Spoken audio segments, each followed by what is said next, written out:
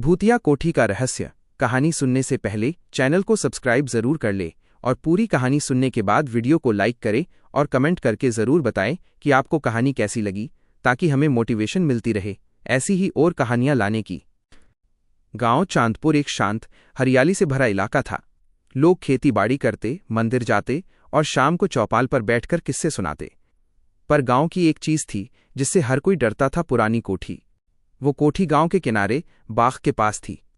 टूटी दीवारें, जंग लगे दरवाजे और छत से लटकती बेलें उसे भयानक बनाती थीं। रात में जब हवा चलती, दरवाजे अपने आप चरमराते और लोग कहते, वो रागनी देवी की आत्मा है, अब भी वहीं भटकती है। 3 दोस्त थे, रवि, सोहन और आदित्य। तीनों कॉलेज में पढ़ते थे, पर बचपन से साथ बड़े हुए थे। एक रात चौपाल पर कुछ बुजुर्ग हवेली की बातें कर रहे थे। रात के 12 बजे वहां एक औरत खिड़की पर दिखती है, सफेद साड़ी में, हाथ में दिया लिए। और जो भी गया वो या तो बीमार पड़ा या पागल हो गया। रवि ने हंसते हुए कहा, अरे ये सब अफवाह है, भूत प्रेत कुछ नहीं होते। सोहन बोला, भाई तू मान न मान, पर मैं वहां नहीं जाऊंगा। आदित्य बोला, अगर सच में कुछ नहीं है तो चलो साबित कर दो। रवि बोला, ठीक है, आज रात हम तीनों चलेंगे हवेली में।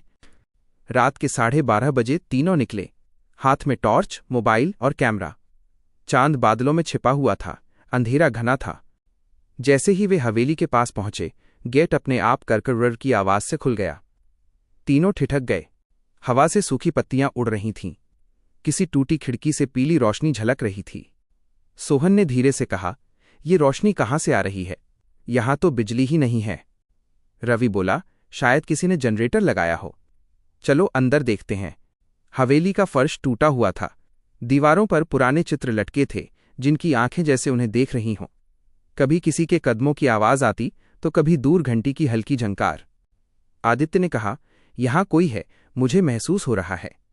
अचानक पियानो अपने आप बज उठा, टिंग टिंग टिंग। तीनों एक पल को जमे रह गए। रवि ने टॉर्च घुमाई, पियानो के पास कोई नहीं था। ऊपर की मंजिल से धीमी आवाज आई, कौन है वहां?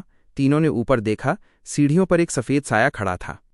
उसके बाल बिखरे हुए, चेहरा झिलमिल रोशनी में धुंधला और हाथ में एक पुराना दिया।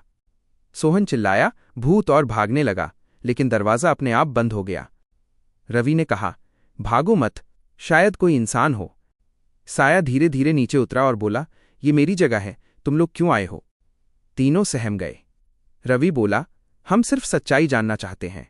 साया बोला, सच्चाई जानने की कीमत बहुत भारी होती है। और फिर वो गायब हो गया। अचानक दीवार से एक फोटो गिरा। फोटो में वही औरत थी, साड़ी में, साथ में एक आदमी खड़ा था। नीचे लिखा था, रागनी देवी और उनके पति नरेश कुमार, 1952। आदित्य ने कहा, लगता है ये वही आत्मा है, पर इसे क्यों सजा मिली? उन्होंने कोठी के पिछले हिस्से में एक गुप्त कमरा देखा। दीवार के पीछे पुराना दरवाजा था, अंदर अंधेरा और मिट्टी की गंध। वहां एक पुराना संदूक था जिसमें पड़ी थी रागनी देवी की डायरी। रवि ने धीरे से पढ़ना शुरू किया। आज फिर नरेश मुझसे नाराज है। उसने कहा कि मैं उस पर शक करती हूं, पर सच्चाई ये है कि वो किसी और के साथ है। अगर मैंने सच कहा तो वो मुझे खत्म कर देगा।